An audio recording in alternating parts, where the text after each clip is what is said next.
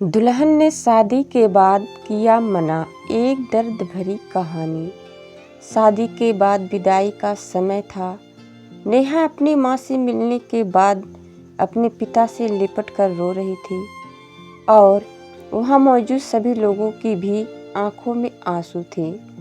उस समय नेहा ने घूंघट निकाला हुआ था और अब उसका विदा होकर ससुराल जाने का समय हो गया था। तो जैसे ही नेहा रोती हुई कार में बैठने लगी, तभी उसकी छोटी बहन रोती हुई उससे दोबारा लिपट कर रोने लगी। तभी गाड़ी के पास खड़े नेहा के पति अविनाश से उसका दोस्त दिनेश कहता है, अरे यार अविनाश, यहाँ से घर पहुँचते ही सबसे पहले होटल अमृत बाग पहुँचकर एक बढ़िया सा खाना खाएंगे, क्योंकि यहाँ तेरे ससुराल में तो एकदम घटिया मैं खाना था। ऐसा खाना तो हमारे यहाँ कुत्तों को भी नहीं खिलाते।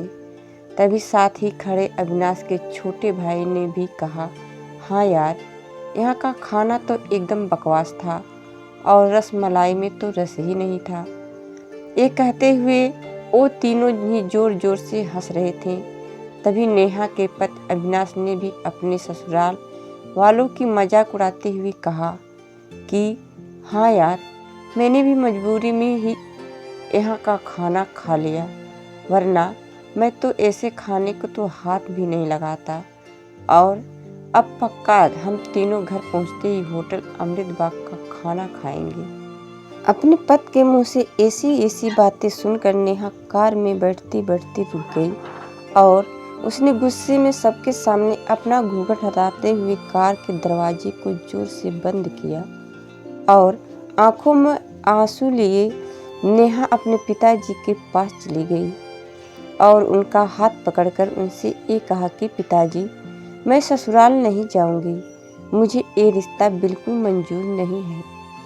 ये बात नेहा ने इतनी जोर से कहा कि सब लोग उसकी बात सुनकर हक्के बक्के रह गए। सब लोग नेहा के नज़दीक आ गए और नेहा के ससुराल वालों पर तो जैसे पहाड़ ही टूट पड़ा हो।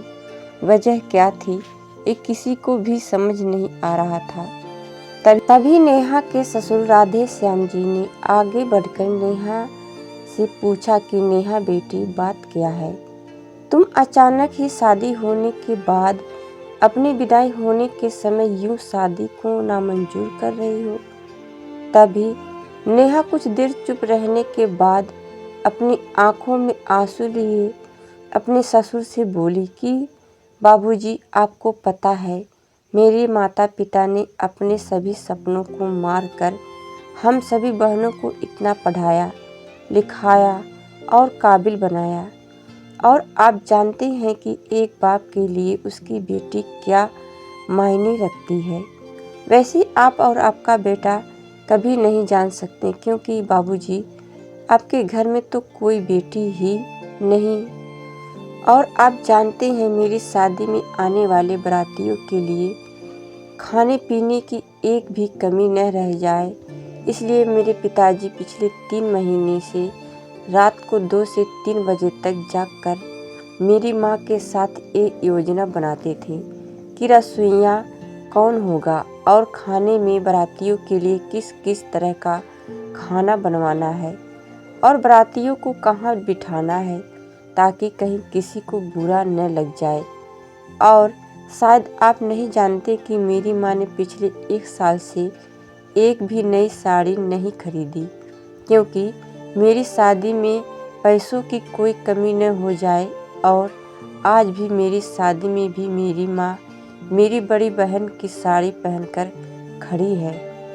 और ये तो कुछ भी नहीं, मेरे पिताजी भी 150 रुपये की इस शर्ट के नीचे कई छेद वाली बनियान पहनकर खड़े हैं, और ये सब सिर्फ इसलिए ताकि मेरी शादी में कोई कमी न रह जाए। लेकिन इतनी मेहनत करने के बावजूद भी आज इस शादी में आपके बेटे को रोटियां ठंडी लगी, उसके दोस्त को पनीर बकवास लगा और मेरे देवर जी को रसमलाई में तो रस ही नहीं मिला। और तो और मेरे पति अविनाश जी तो कह रहे थे कि वो तो ऐसे खाने को हाथ भी नहीं लगाते, बस उन्होंने तो मजबूरी में ही एक खाना खा लिया। अगर सब कुछ इन्होंने मजबूरी में ही खाया है तो इसकी क्या गारंटी है कि मुझसे शादी भी ये अपनी खुशी से ही कर रहे हैं। कल को अविनाश जी ये भी कह सकते हैं कि मुझसे भी इन्होंने मजबूरी में ही शादी की है। और नेहा रोते हुए अपने ससुर से ये भी कह रही थी कि जिस माता पिता ने मेरी शादी में दिन देखा न रात, बस शादी की तैयारियों में लगे रहे, उन माता पिता पर आज आपके बेटे और उनके दोस्त यूं जोर जोर से हंस रहे हैं और उनकी इतनी बेइज्जती कर रहे हैं। क्या आपके घर में माता पिता की इतनी ही इज्जत होती है? तभी नेहा के ससुर ने कहा कि बेटी, इतनी छोटी सी बात पर तुम इतना नाराज हो गई। तो नेहा ने अपने ससुर की बात को काटते हुए कहा कि बाबूजी, ये छोटी सी बात नहीं है। अगर शादी के बाद मैं भी आपकी इज्जत न करूं तो आपको कैसा लगेगा? ये सुनते ही नेहा के ससुर ने शर्म के मारे अपनी आंखें नीची कर ली। तभी नेहा ने कहा, लेकिन बाबूजी, आप चिंता न करिए, हमारे अंदर हमारे अच्छे माता पिता के संस्कार हैं। किसी की बेइज्जती करना, ये सब हमारे माता पिता ने हमें कभी सिखाया ही नहीं है। ये सुनते ही नेहा के पिताजी दया शंकर जी ने आंखों में आंसू लिए अपनी बेटी को गले से लगा लिया और उसे कहा कि बेटी, मुझे गर्व है कि तू मेरी बेटी है और अब तू शांत हो जा बेटी, तुझे मेरी कसम, तू इन्हें माफ़ कर दे और खुशी खुशी अपने ससुराल चली जा। तभी नेहा का पति अविनाश भी नेहा के पिताजी और नेहा से हाथ जोड़कर माफ़ी मांगता है और ये कहता है कि बाबूजी, मुझे माफ़ कर दो, सारी गलती मेरी ही है, लेकिन आज आपकी बेटी ने मुझे एक पिता की इज्जत करना सिखा दिया और आज के बाद मैं हर किसी के माता पिता हमेशा इज्जत करूँगा।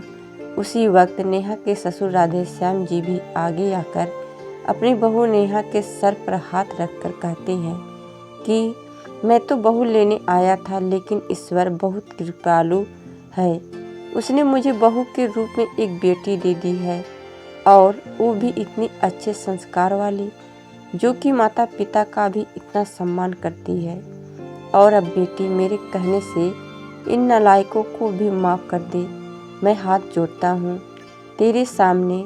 तभी नेहा अपने ससुर जी के दोनों हाथों को पकड़ लेती है और कहती है कि नहीं बाबूजी, आप मेरे पिता के समान हैं, कृपया आप मेरे सामने हाथ मत जोड़िए।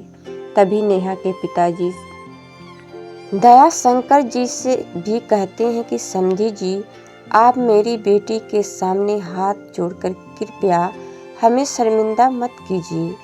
मेरी तो आपसे बस इतनी ही प्रार्थना है कि मेरी हमेशा आप मेरी बेटी को अपनी ही बेटी समझना और इससे कभी कोई गलती हो जाए तो इसे माफ़ कर देना। तो राधेश्याम जी ने अपने समधी दयाशंकर जी का हौसला बढ़ाते हुए कहा कि आप बिल्कुल चिंता मत करिए, बल्कि अब तो नेहा बेटी ही हमारे पूरे घर को संभालेगी और अब यही हमारे घर की लक्ष्मी है। ये सुनकर नेहा के पिताजी बहुत खुश हो जाते हैं और अपनी बेटी को खुशी खुशी विदा कर देते हैं और नेहा अब राजी खुशी अपने ससुराल रवाना हो गई थी और अपने पीछे छोड़ गई थी आंसुओं से भीगी हुई अपनी माँ और पिताजी की आंखें और अपने पिता का वह आंगन जिस आंगन में कल तक वह खूब हंसती व खेलती थी। आज से इस आंगन की चिड़िया उड़ गई थी किसी दूर परदेश में। तो दोस्तों, बेटी माँ बाप का अभिमान व एक अनमोल धन होता है और दोस्तों, अपनी छाती पर पत्थर रखकर वो अपनी प्यारी बेटी और अपने जिगर के टुकड़ों को उसकी शादी करके उसे विदा करता है। इसलिए दोस्तों, एक बाप अपनी बेटी की शादी करके वैसे ही उससे दूर हो जाता है और हमें उसका अपमान करके उन्हें और दुखी कभी भी नहीं करना चाहिए। आपको ये कहानी कैसी लगी नीचे कमेंट करके हमें ज़रूर बताइएगा।